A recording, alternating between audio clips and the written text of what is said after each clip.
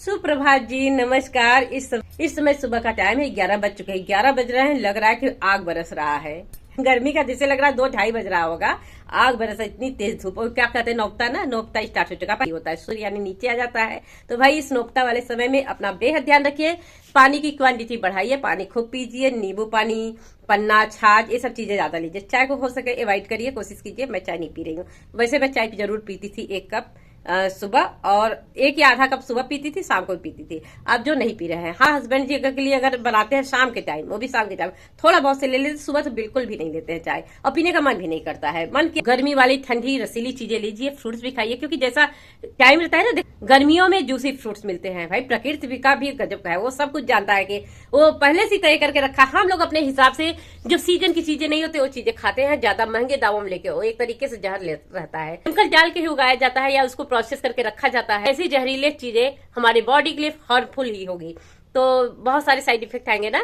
11 बज चुका है, आग बरस रही है, हमारे राखी जी बैठे हुए, मैं और राखी 2 लोग। अब मुझे जाना है दोस्तों एक कथा में, बगल में है थोड़ी दूर में। एक पंडित जी है, मंदिर में जाते, पंडित जी से मिलते हैं अक्सर ही बगल वाले जिस मंदिर में पूजा करने जाती है। और काफी यंग के पंडित जी, काफी यंग एज के पंडित जी हैं।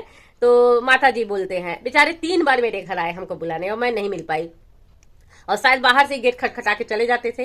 कल रात में फिर आए, मैं थोड़े किसी काम के लिए गाय को रोटी खिलाने के लिए बाहर निकली, तो मिले, तो कहा हाँ, आज भगवान से मना के आए थे कि माता जी मिल जाए। तब के क्या पंडित जी, तो बताया कि आज मेरे बच्चे का बर्थडे है, कथा रखा गया है, तो आपका आना अनिवार्य है। और पंडित जी इतना दूर दौड़ दौड़ के 3 बार आए, तो जाना तो भाई जरूरी है। वैसे धूप देख के जाने की हिम्मत नहीं पड़ रही है, जाना तो है। और भी सत्यनारायण भगवान की कथा है, तो उसमें तो जाएंगे ही। वैसे पार्टी फंक्शन होता तो हो सकता है कि एक बार सोचते कि नहीं जाने तो नहीं जाएंगे, लेकिन सत्यनारायण भगवान की कथा से जरूर जाएंगे। कल अब हम जा रहे हैं किचन में रोटियां बनाने। रोटियां नहीं बनाए हैं, और जिसको खाना तो खा के चला गया। अभी रोटियां बनानी है, क्योंकि राखी के लिए बना के रखनी है। लो भाई दोस्तों, आ चुके हैं हम अपने किचन में। अभी बर्तन भी नहीं लगाए हैं स्टैंड पे, रोटियां बना ले भाई, ये बना लेते हैं। दुनिया में रहना हो तो काम करे प्यारे, हाथ जोड़ सबको सलाम करे प्यारे, वरना ये दुनिया जीने नहीं देगी, खाने नहीं देगी, पीने नहीं देगी।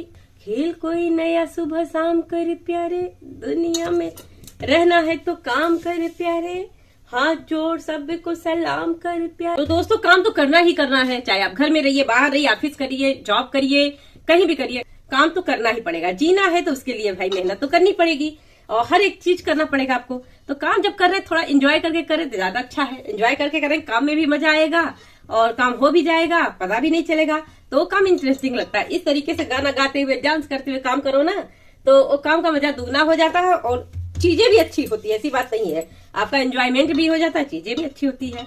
तो आधे मन से 2 ही जगह होता है, या तो किचन में, और या तो बहुत टेंशन में, या तो अकेले रहो तो एकदम खुश होके। 2 चीजें माइंड में, औरतों के माइंड में 2 चीजें और 2 जगह चलती हैं। बाथरूम में जाती है जब बिल्कुल एकांत हुए, तब उनके दिमाग के माइंड में चीजें चलती रहती है, या हैप्पी वाला चीज चलता है, या तो बहुत टेंशन वाला चीज चलता है। 2 ही चीज चलता है, और किचन में भी वही हाल रहता है। इंसान खुश रहता है तो नाचता है, गाता है, करते हुए काम करता है, और दुखी रहता है एकदम साइलेंट, और आपका काम भी हो जाता है, आपको पता नहीं चलता, आप उसी ट्रैक में चलते रहते हैं, माइंड में वही टेंशन चलता रहता है। तो किस साथ ऐसा होता है?